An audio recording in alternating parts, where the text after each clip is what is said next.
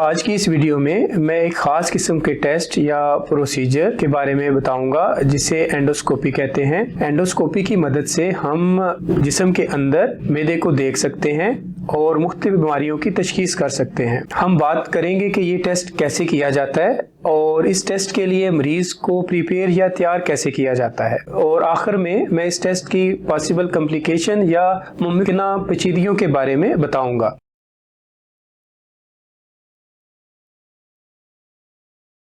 जी, ये endoscope machine है, ये स्क्रीन है, ये हमारा लाइट सोर्स है और ये प्रोसेसर है। इसके साथ आगे ये गैस्ट्रोस्कोप लगी होती है जिसके साथ ये दो बटन होते हैं जिसकी मदद से हम इसको ऊपर नीचे कर सकते हैं और इसको राइट और लेफ्ट पे भी हम मूव कर सकते हैं। इस एंडोस्कोप के आगे यहाँ पे कैमरा लगा होता है और साथ में इसके लाइट होती है। तो हम ये वाला हिस्सा जो है, और ये आप देख सकते हैं कि ये बिल्कुल रबड़ भी नहीं, ये बिल्कुल जो फाइबर होता है ये फाइबर की बनी हुई है। ये जब गले से नीचे भी जाती है तो पेशेंट को कोई तकलीफ या कोई अनकंफर्टेबल महसूस नहीं होता। तो इसकी मदद से हम, जैसे ये पेशेंट के साथ कार्डिक मॉनिटर लगाया होता है, ये सक्शन मशीन होती है, जब पेशेंट की हो रही होती है एंडोस्कोप तो उसका साथ में उसका ब्लड प्रेशर, उसकी पल्स और उसकी ऑक्सीजन सैचुरेशन हम साथ साथ ही मॉनिटर कर रहे होते हैं। ये अपर जीआई एंडोस्कोप है, इसकी मदद से हम छोटी आंत के दूसरे हिस्से तक देख सकते हैं और कोई भी अगर बीमारी है जैसे खुराक की नाली में तंगी आ रही है या कोई अल्लाह ना करे कोई कैंसर वगैरह का मसला है तो इसमें हमें सारी चीज़ें पता चल जाती हैं। ये स्क्रीन है जिसके ऊपर जो भी हम मैदे के अंदर पेशेंट को देख रहे होते हैं वो स्क्रीन पे हमें नज़र आ रहा होता है। जैसे कि हम पेशेंट को इस पोजीशन में, राइट लैटरल पोजीशन में पेशेंट को लटाते हैं, पेशेंट को इंजेक्शन एक लगा के थोड़ा सा पेशेंट को गनुदगी में लेके जाते हैं, लेकिन पेशेंट को बेहोश बिल्कुल नहीं करते ताकि पेशेंट कोऑपरेटिव रहे, पेशेंट को जो हम कहें पेशेंट वो साथ साथ करता रहे।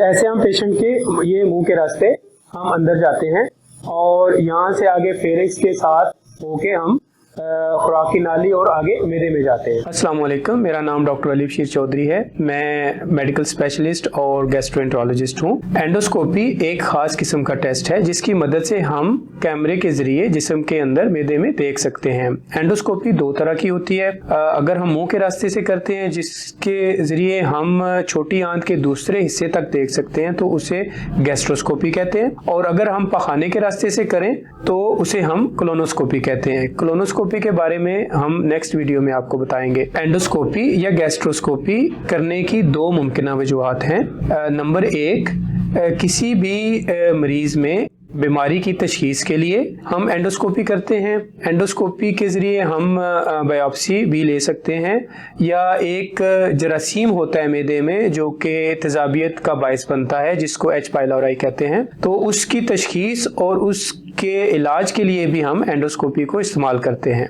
और नंबर दो, ऐसे मरीज़ जिनको खून की उल्टी या पखाने में खून आ रहा होता है तो उनके लिए भी हम तशखीस के लिए भी एंडोस्कोपी करते हैं, और उसके इलाज के लिए भी अगर ब्लीडिंग हो रही है, ब्लड आ रहा है उल्टी के साथ, तो हम जो खुराक की नाली है वहाँ पे बैंडिंग या जिसको स्टिचिंग वगैरह कहते हैं वो भी हम करते हैं। तशखीसी एतबार से अगर हम बात करें तो ऐसे लोग जो ये कंप्लेन करते हैं कि जब भी वो खाना खाते हैं तो उनको नवाला निगलने में प्रॉब्लम आती है, मसला होता है, या उनका नवाला जो भी वो खाते हैं वो हलक में फंसता है और उनको हर नवाले के साथ पानी का घूंट लेना पड़ता है, पीना पड़ता है, तो उन लोगों में मैदे की मुमकिना बीमारी को जानने के लिए हम एंडोस्कोपी करते हैं। ऐसे मरीज जो कहते हैं कि हम जब भी खाना खा लेते हैं तो हमारा खाना मैदे से वापस मुंह की तरफ आता है, या खाना खाने के कई घंटे बाद भी हमें तेजाबियत महसूस होती रहती है, हमें सीने में घुटन का एहसास होता है या सीने में जलन होती रहती है, तो उन मरीजों के लिए भी हम मैदे की मुमकिना जो बीमारी होती है जिसकी वजह से ये मसला आ रहा है उसकी तशखीस के लिए भी हम एंडोस्कोपी को इस्तेमाल करते हैं। या फिर ऐसे मरीज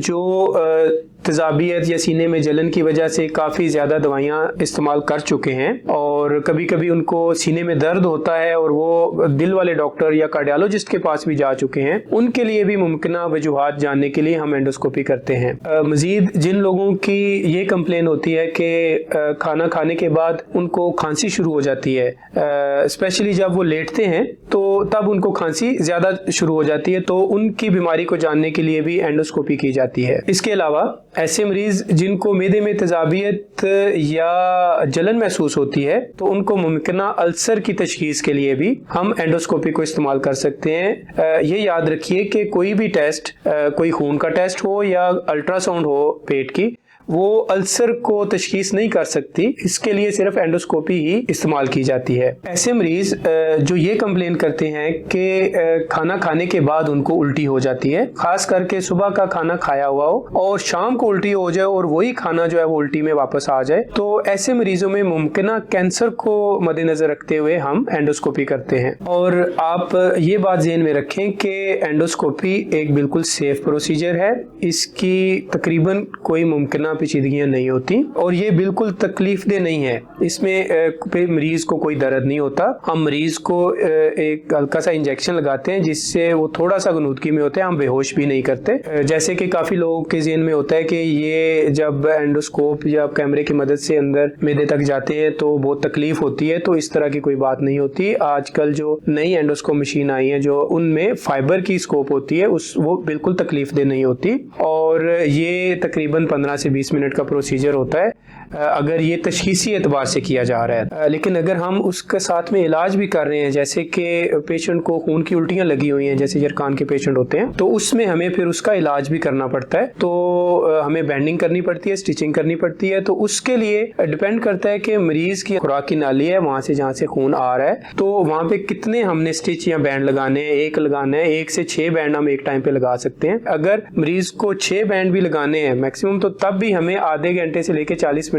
तक इतना ही टाइम रिक्वायर होता है। और अगर आपको जो अलामतें मैंने बताई हैं इसमें से कोई भी अलामत आ रही है तो आपको अपना एंडोस्कोपी का टेस्ट जरूर करवाना चाहिए। इसके अलावा ऐसे मरीज जिनकी उम्र 50 साल से ऊपर है और उनको खाना निगलने में प्रॉब्लम हो रही है, या फिर उनके पखाने में से खून आ रहा है, या फिर उनको बहुत ज़्यादा कब्ज हो रही है, या फिर उनका वेट कम हो रहा है, इन अलामतों को हम रेड फ्लैग्स कहते हैं। तो इन मरीजों के लिए जितना जल्द होता है अपनी एंडोस्कोप भी करवानी चाहिए और अपनी कोलोनोस्कोप भी करवानी चाहिए, क्योंकि ये अलामतें मुमकिना कैंसर को जाहिर करती हैं। एंडोस्कोपी जिस मरीज को हम तजवीज़ करते हैं उसके लिए तैयारी क्या क्या की जाती है, किस तरह उसको प्रिपेयर किया जाता है। तो हम एडवाइस करते हैं कि रात का जो खाना है, अगर आपकी सुबह एंडोस्कोपी होनी है सुबह 9-10 बजे, तो आपने जो रात का खाना खाना है रात को 8-9 बजे खा लें और कोई नरम ग़िज़ा लें, कोई इस तरह की सख्त ग़िज़ा ना लें जिसको मैदे को हजम करने में प्रॉब्लम हो। तो रात को 8 बजे